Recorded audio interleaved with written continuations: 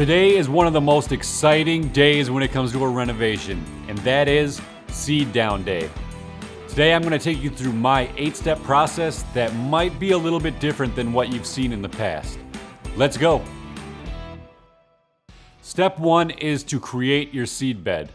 Now what I mean by create your seed bed is basically you're going to rough up that first 1/8 to 1/4 inch of the ground so you have somewhere for your seed to actually sit and actually be able to germinate and grow. The way I chose to do it was to use my Sunjoe dethatcher and actually put on my Scarify attachment, and I went through the lawn and I cut it 2 different ways to create my seed bed. I've looked at multiple people's renovations, and the people that have used the Sunjoe Scarifier have all gotten great germination, so that's the reason I went this route. You could also use a rake to scrape up that top layer. You just need something to break up that soil layer on the top 1/4 inch, just so it has somewhere for your seed to sit in. Now the second step in my 8-step process is to put down your seed. Now before we get into how I actually put my seed down, I first want to talk about seed in general a little bit. For everyone that's curious, I'm actually putting down Everest, Mazama, and Blue Bank. Those are 3 different cultivars of Kentucky bluegrass. Now the reason I went with these cultivars is all 3 of them are really dark, and that was very important to me. I wanted a very dark strand of turf out in my lawn. So all 3 of these are very dark. They're also very shade tolerant because I have a lot of shade on the east side of my house that they maybe get hit with sun for a couple hours a day. So I needed some varieties that do well in the sun and shade, so that was one of the other reasons I went with these cultivars. They're also very heat and disease resistant. So overall, I thought these cultivars were the best for me. Now, when it comes to picking out seed, one of the most overlooked things I feel like people do is just, they go through all this work in their renovation and then they pick up seed from like Home Depot or Lowe's or go to Walmart and grab it. You definitely do not want to do that.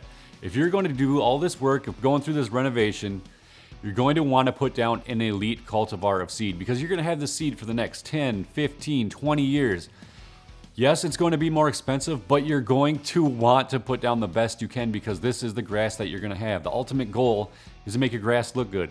And if you put down crappy grass, you have to work that much harder to make your grass look good. So please, if you're going to go through and reseed your lawn, spend the extra money on the seed. If you don't spend any other money on this renovation, spend it on your seed because that's the most important thing. Now, where I got my seed from was a company called Twin City Seed. They actually ship all over the United States for free. They have free shipping on their site. And they have Kentucky bluegrass at a very, very good price. I paid $70 for 10 pounds of each cultivar, which is really awesome if you look around the internet. I can't find many places that can beat their prices anywhere, and they have blue and gold tag sod quality seed. So if you're looking for seed, I would definitely call them and get your seed from them. They have a bunch of different elite cultivars. The free shipping's awesome, the seed is awesome, so I would recommend going through there. Now when it comes to putting down seed, you're going to want to choose a day that's not very windy. That's why I chose my seed down day as today, and guess what? The weather people were wrong. It was windy. So I had to kind of figure out how I was going to do this. My initial plan was to put all of my seed in the big normal spreader and just go through the lawn like that. But with how much wind there was, I decided to use a hand spreader so I had way more control of where seed was going. I put my seed in my hand spreader, put the dial on the lowest possible output, and then just started going around the lawn as many times as possible in a bunch of different directions, getting as low as I could so the seed didn't blow all over the place. Because a little bit of wind will blow your seed wherever it wants. So there's a bunch of times where I had to stop seeding, wait for the wind to die down and start going again, but I tried getting as low as possible with that hand spreader so I could control where I was putting down the seed. When it comes to seeding rates, you want to follow whatever the bag says to put down. You do not want to over-apply your seed because that's going to lead to overcrowding and fungus issues and disease issues because there's not enough room for those plants to grow out or even breathe in general, because if they start growing into each other, it just becomes a clumpy mess and it just becomes a bad thing for fungus and disease. So after I was done spreading, I went and looked at my coverage and I was very happy with the way this looked. This looked very evenly spread and I was really excited that I got this even of coverage with how much wind I was dealing with. Now after you get your seed down, the third step you're gonna wanna do is rake all of that seed in. You're gonna wanna get that soil to kind of cover that seed up, so you're gonna wanna go and rake as much as possible. So what's actually happening as I am raking all this seed, it is actually going into those ruts from the scarifier and finding a seed bed right in there, and then it's being covered up with the soil. So I am raking my entire lawn to make sure that the seed gets good seed to soil contact. You're gonna hear me say that a lot through this video, is seed to soil contact. It is very, very, very important because that is how your seed is going to germinate. Now this was one of the hardest steps in my opinion. My back was killing me after doing 6,000 square feet of raking. I tried doing it with a bigger rake, but it just wasn't working as well. So I used this little rake, and yes, it was a lot of work, but the results ended up being very good. So I am very happy that I raked everything in, and it is an important step if you want that seed to soil contact. The next step is to roll in your seed after that. You're going to want to push down all that soil so that seed to soil contact really connects.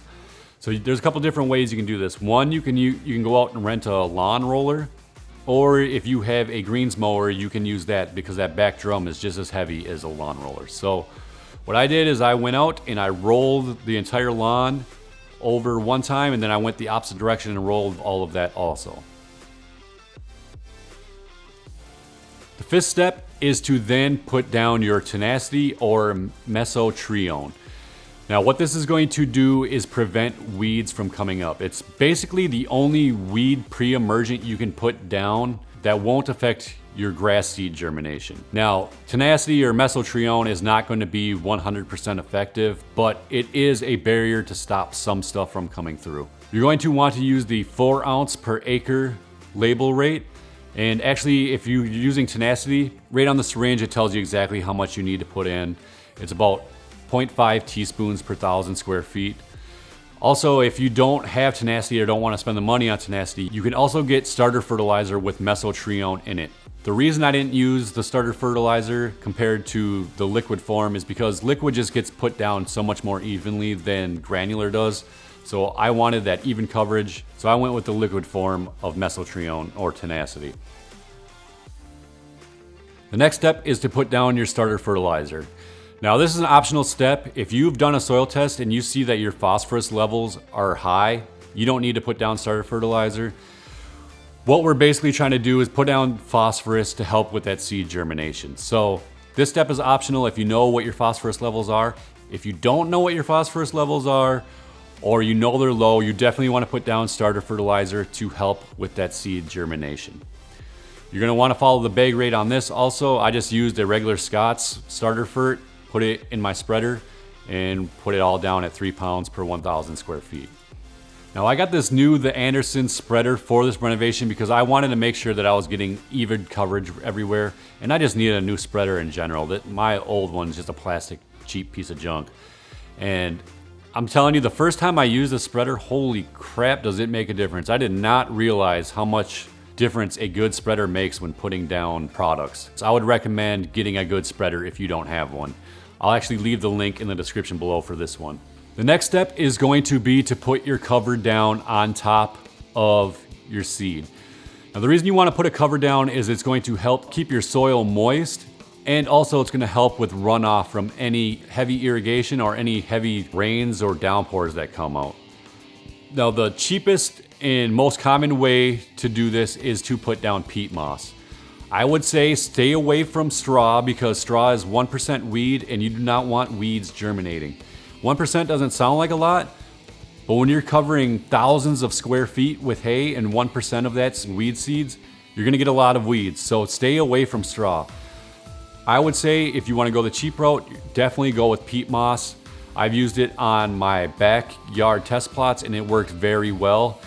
When it comes to washouts, it doesn't hold that great, but it definitely holds moisture.